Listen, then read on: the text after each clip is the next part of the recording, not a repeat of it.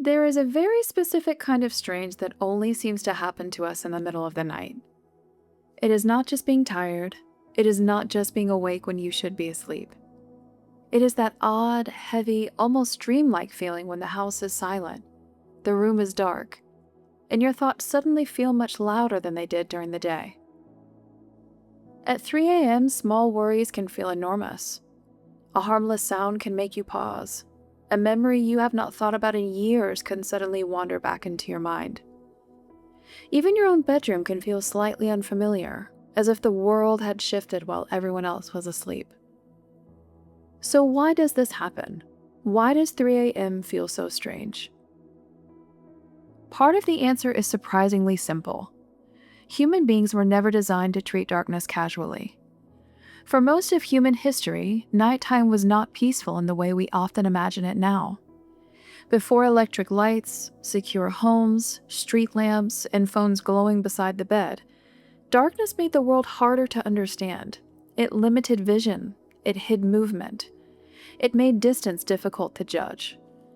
If something rustled outside, you could not instantly know whether it was harmless or dangerous. Because of that, the human brain became very good at paying attention in the dark. Our ancestors were more likely to survive if they noticed possible threats quickly, even if those threats turned out to be nothing. It was safer to mistake the wind for a predator than to mistake a predator for the wind. That ancient alertness has not completely disappeared. Even now, when we are safe indoors, some part of the brain still treats darkness as uncertain territory. So when you wake up at 3 a.m. and the room feels a little too still, your mind may become more watchful. It listens harder. It scans the shadows. It may even ask, "What was that?" But darkness is only one part of the feeling. Silence also changes the way our thoughts behave. During the day, we are surrounded by noise and structure. There are conversations, chores, messages, work, and all of the little decisions constantly pulling our attention outward. Even when we are stressed, the outside world gives the brain something to respond to. At 3 a.m., most of that disappears. The world becomes quiet, and when the outside world gets quiet, the inside world often gets louder. Thoughts that were easy to ignore at 2 p.m. can feel strangely powerful in the middle of the night. A question that seemed manageable earlier can suddenly feel urgent. This is one reason nighttime overthinking can feel so intense.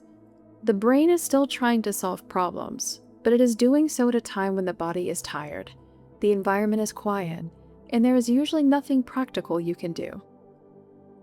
You cannot fix your entire life at 3 a.m.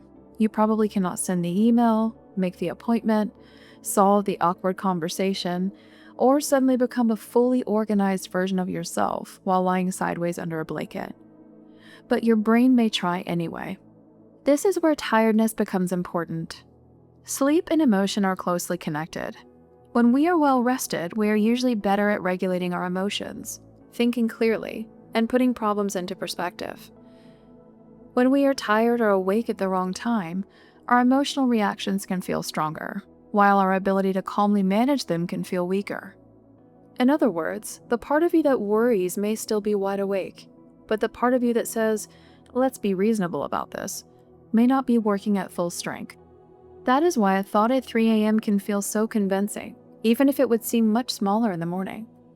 The problem has not necessarily changed, but your state of mind has. There is also the body's internal clock to consider. Humans run on a circadian rhythm, which helps regulate your body's internal systems. In the early hours of the morning, the body is usually in a low energy state.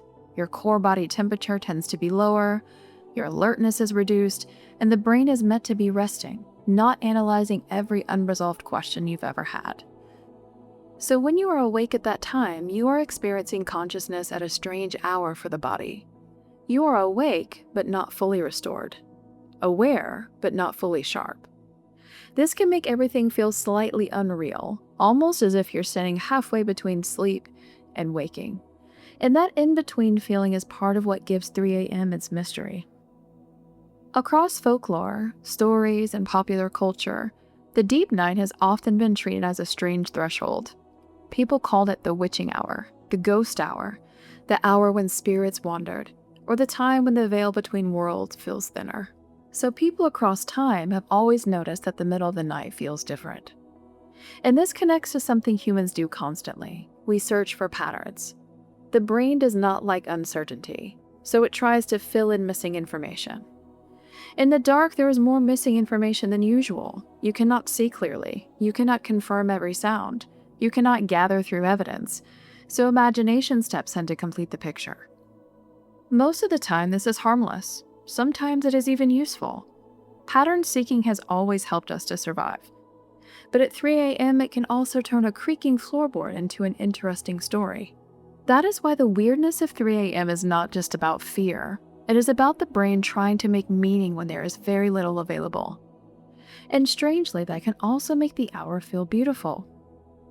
There is a reason late-night thoughts can feel so honest. When everything is quiet, we sometimes notice things we normally outrun during the day. Our fears, our hopes, our regrets, the things we miss, and the questions we keep pushing aside. Perhaps that is why 3 a.m. feels so strange. It strips the world down.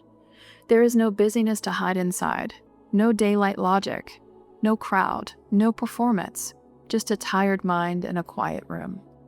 So if you wake up at 3 a.m. and everything feels a little off, it does not mean the world has changed. It does not mean your thoughts are telling the whole truth or that something is wrong. It may simply mean that your ancient, imaginative, pattern-seeking brain is awake at a time when it's meant to be dreaming. Your brain is listening very closely and trying, as human minds always have, to make a story out of the unknown. Because sometimes the night does not create new mysteries, it simply makes the old ones easier to hear.